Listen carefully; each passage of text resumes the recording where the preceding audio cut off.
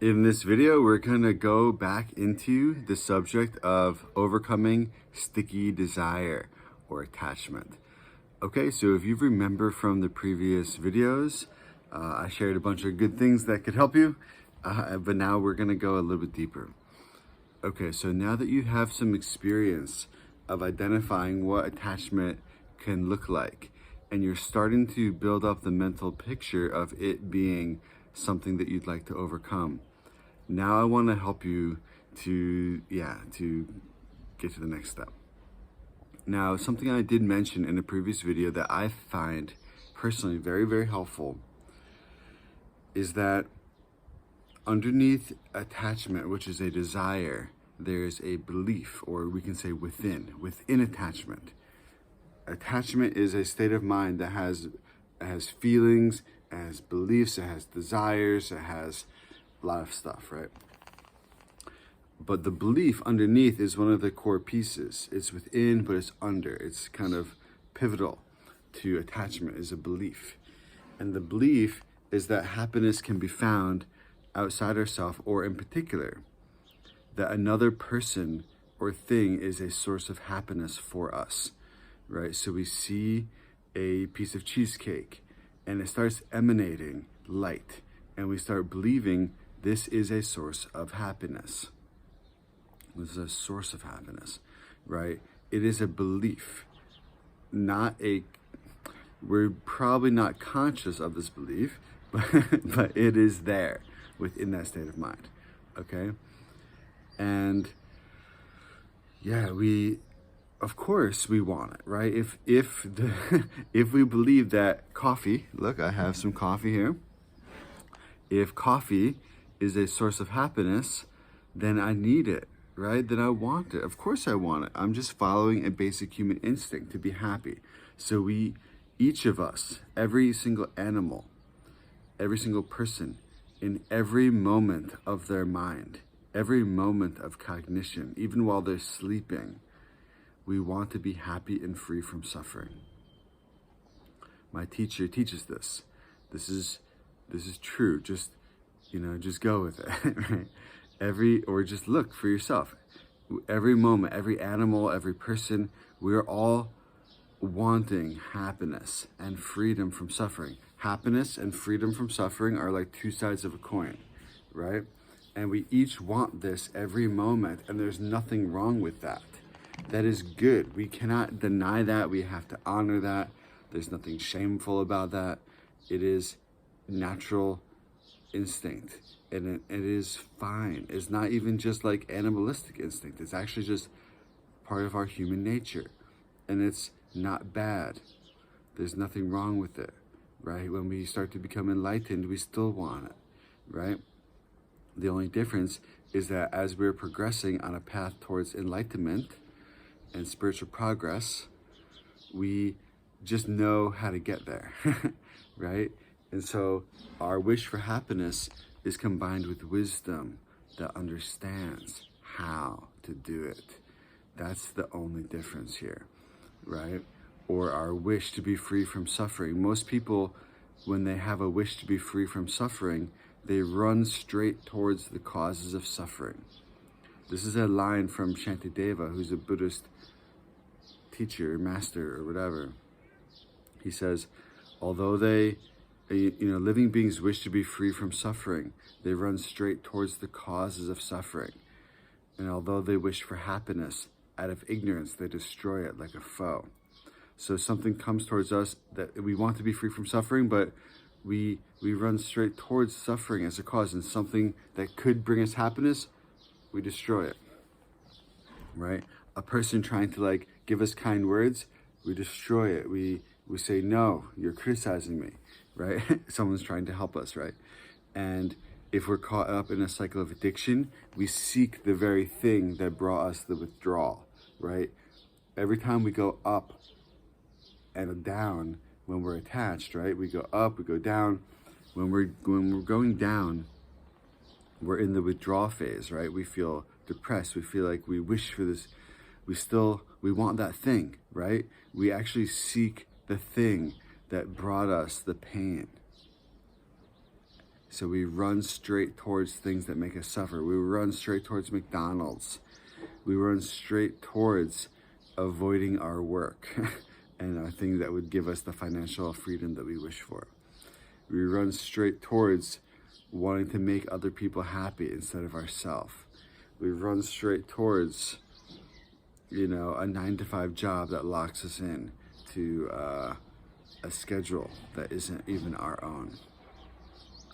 We run straight towards binge eating and binge drinking and Netflix and looking at your phone. We run straight towards a thing that makes us worse than what we were before that, which is looking at our phone, right? For a long, like scrolling, right? Toxic relationships. People seek out the same types of relationship. Why? Because even though we want to be free from suffering, we don't know how to get there. So we have an ignorance that has hijacked our basic wish to be free from suffering. And so even though we're trying to get away from suffering, we run towards it because we don't really know. And although we wish to be happy, right, instead of running towards happiness, we run towards things that make us suffer, and we avoid happiness. Like, all the things that could make us happy are there, but we just can't see them, and we don't want them because we have ignorance combined with our wish to be happy. It leads us into suffering, right? So this is our basic state. This is where we're at, right? And so what I'm saying here is that we need to take back our wish to be happy, but we need to learn how to combine it with wisdom that understands how. Okay, so that's going to be one of my approaches in this course and on this video, is to try to teach you where happiness actually comes from. And remember that we talked about this in the last video, right? Things outside ourselves are causes of suffering. And so even though we want to be free from suffering, we run straight towards things outside ourselves because we think that they are sources of happiness, right? We see that new Netflix series and it's emanating light and we believe it's going to make us happy. We see that other person and we're like, wow, they're a source of happiness. So of course we want it. Of course we want it, right? But yeah, we need to just think about it. Try to meditate on this. Try to realize that the more we engage with something outside ourselves, the more suffering we get. And first it becomes neutral, right? So the best moments of a thing are the very beginning. And then it starts to become less good. And then it starts to become, just good. And then it becomes neutral. It's just neutral. It's not even that special, right? You're eating cheesecake, you're 2/3 of the way through that piece, and it's not even good anymore. And for me, what I've noticed in myself is, while I'm 2/3 of the way through that slice, I'm already thinking about the next slice. So my wish to get the next one, we're always on to the next one, right? The wish to get the next one is ruining my ability to enjoy it in the present. So attachment actually destroys our ability to enjoy things. We can't even enjoy what we have because we're always focused on the next thing, right? And when it comes to a person, you might be attached to a person. It's not that we're on to the next person, but we want to go farther with them.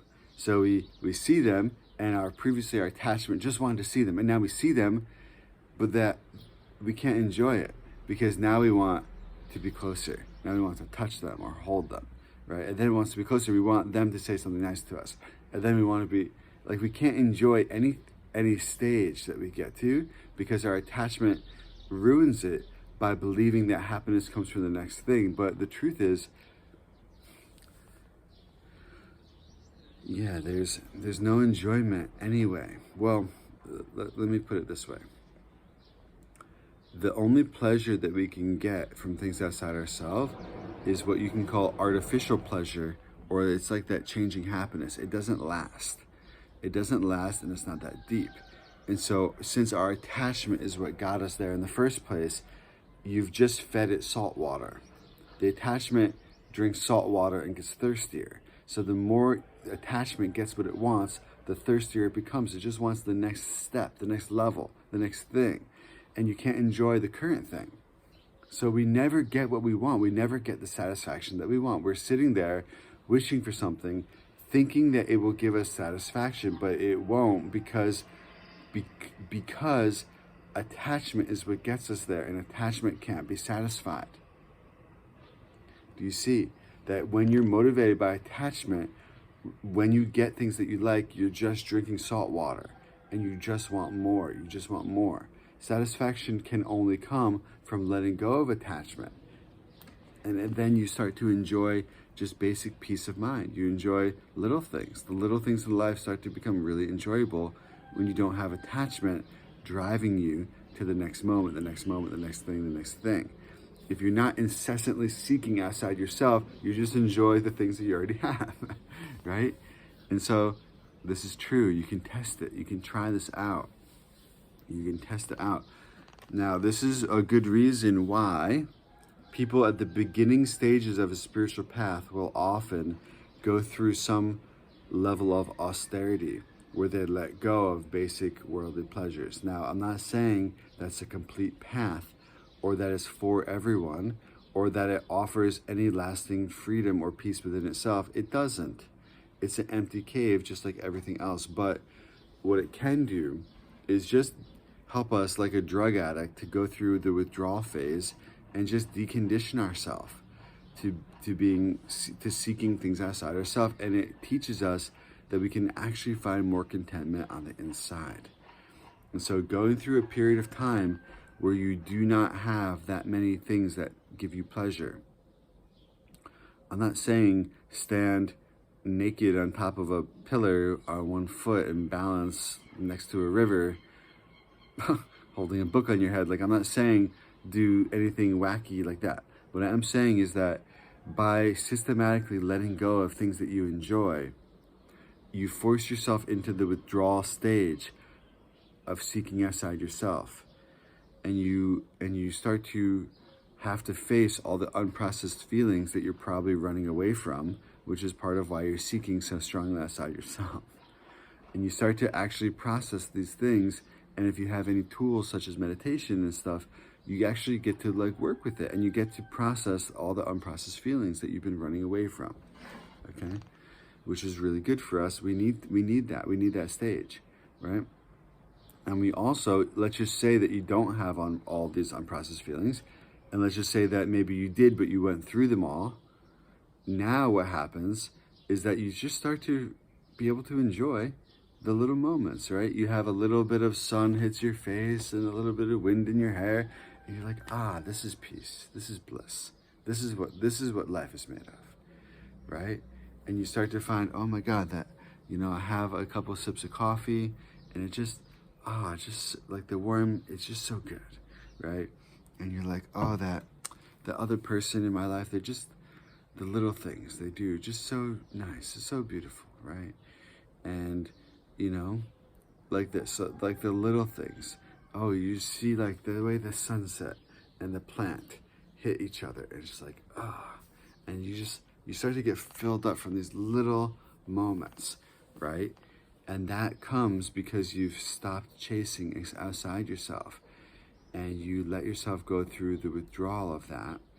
And then you just return to the natural peace and stillness that's already within you. You just return. The energy returns. You return to yourself. Okay? And so obviously combining this with meditation is really good. Meditation is a focused way of doing this. But people experience it without formal meditation all the time by withdrawing themselves from pleasure. Okay? And so, and when I say pleasure, I mean it's really the seeking of pleasure that we need to withdraw from. Pleasure itself is fine. The seeking of pleasure is what we need to get rid of. That's the attachment, okay? I told the story recently, maybe in the last video, I can't remember. My teacher told all his students, like, attachment is not a thing. Coffee is not an attachment. A person is not an attachment. Attachment is a state of mind. It is within us. All we have to do is get rid of something that's within us, a state of mind. Having pleasures isn't having attachments. People talk about that. People think, oh, I gotta get rid of my attachments. No. So my teacher said, if you were to give up all your possessions and move to a mountain cave, you'd still bring all your attachment with you.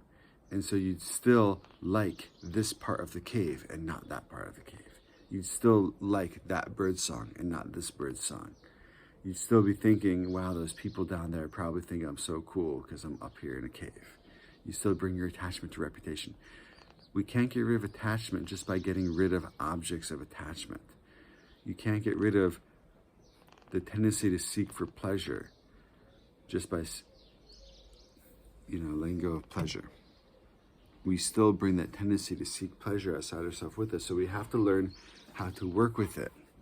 But what I'm saying is that if we're caught up in the cycle of that seeking, our mind isn't even stable enough to do meditation. And so it is, and to do the investigation, to really think about it, like the reflection required, the wisdom, like getting the wisdom required to, remember, we want to combine our wish to be happy with wisdom so that we actually get there, right? And so getting to this level of wisdom and doing the reflection necessary to like find true clarity and wisdom and peace takes a little bit of stability of mind. And so if you're really in the cycle of seeking and withdrawing and seeking and withdrawing, it's too chaotic in there. So for a period of time, it's okay to let go of pleasures, but just to realize that that doesn't mean you're letting go of attachments. You don't have to call it that. You're not letting go of attachments. Attachment is an inner state of mind. You're just putting down pleasure so that you can gain some sobriety. It's a temporary measure so that you force yourself into the withdrawal stage, and then you just gain some sobriety, you gain some peace and some clarity. And then from that state, you need to try meditation, and you need to try to do the series of thought that I'm trying to get you to go through in these videos so that you actually start to see, oh my God, things outside myself don't make me happy. Oh my God, happiness does come from within. Oh, look, peace and gratitude and loving others. Wow, that does give me happiness, doesn't it? Right? Oh, these little things in life are so much better. Like, I enjoy the little things sitting here on my porch much more than I enjoyed seeking this other person or thing outside myself, right? It's clear, attachment is extremely agitating. It's when you know what peace feels like, it's easy to see that attachment is very agitating. I'm going to tell you a quick story. So I went on a pretty long, for me, spiritual retreat that included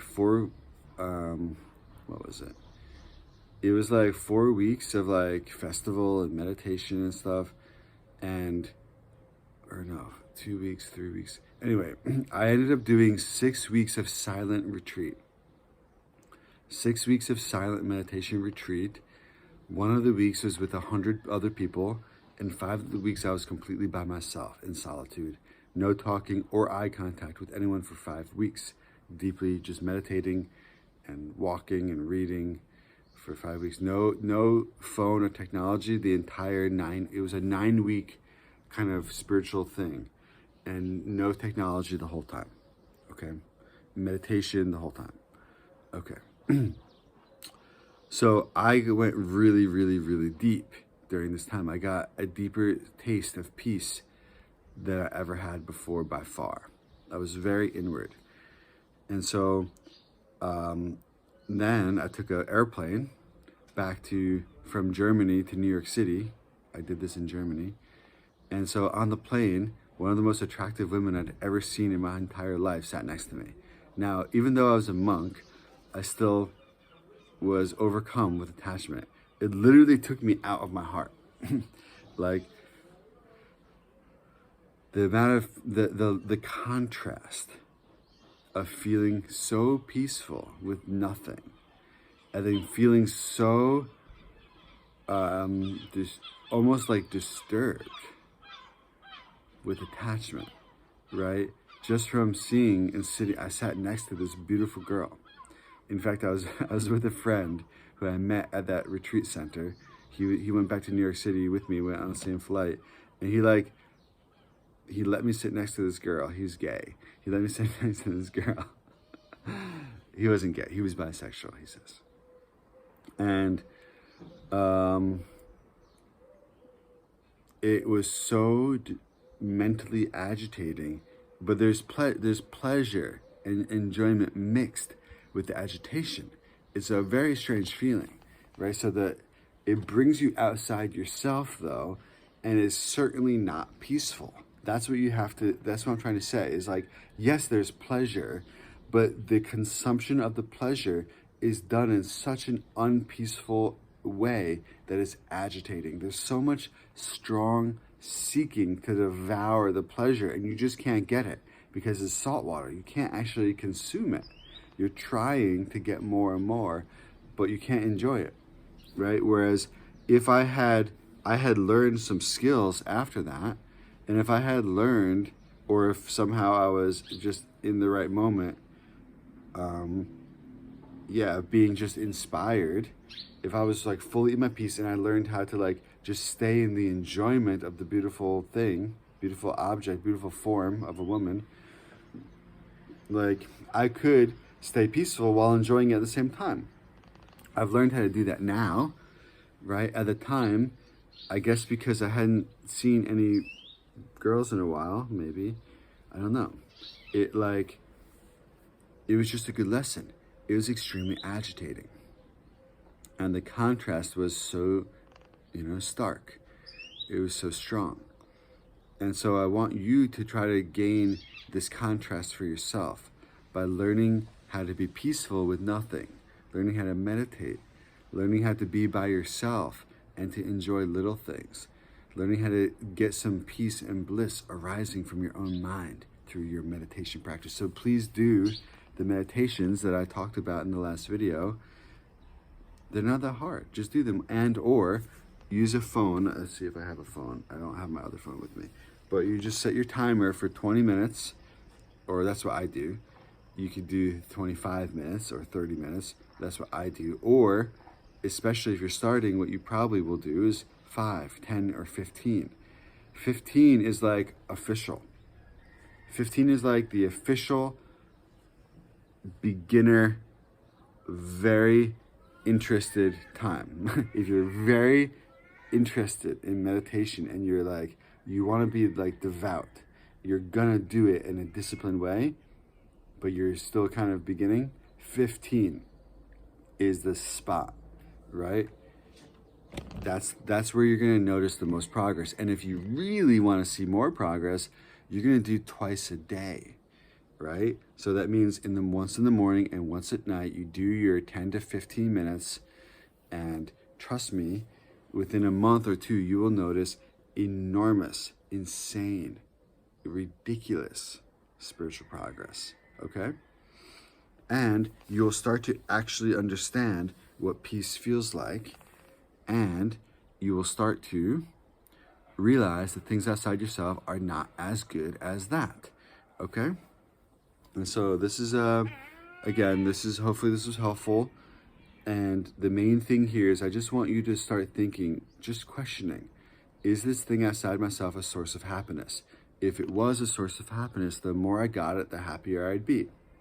That's a logical framework. Think about that. If something outside myself is a source of happiness, then the more I got it, the happier I'd be. But we see the opposite is the truth. The more you get it, the more suffering you get, the less happiness you get, right? The more you talk to that person, the less they make you happy, right? It's true. It's actually true, okay? So if something outside myself is a source of suffering, this is where it becomes existential. And we get a little bit into like Buddhist view that some people don't want to think about, but it's actually very helpful. if something outside myself is a source of suffering, then the more I engage with it, the more suffering I will get. Is that true? The answer is yes, that is true. Even food, even sex, even sunlight, right? The more you get it, the more suffering you will get. Interesting. Okay, so this is leading us into a state of mind called renunciation, which wishes for permanent liberation from suffering. They call it nirvana, the deep inner peace of nirvana, which is free from all forms of suffering forever. Permanent freedom. That's called nirvana and is real. We call it liberation, is the term in English. Sanskrit is nirvana. It's permanent liberation that comes from within. It's a peace. It's a deep peace that comes from within. Okay? And we can get there. And also, the way of thinking that required in order to get there involves realizing things outside of yourself are sources of suffering. And then what you do is you end up looking within for all happiness and freedom and peace. And you learn that meditation is the key to cultivating the good things on the inside. Meditation is just, I don't know, it's a toolbox. No, it's a transformation machine. Meditation is a machine that allows you to cultivate things that make you happy. Meditation is a printing press for things that make you happy. It is a way of downloading and receiving from the universe states of mind that make you happy. Meditation is your lifeline to divinity.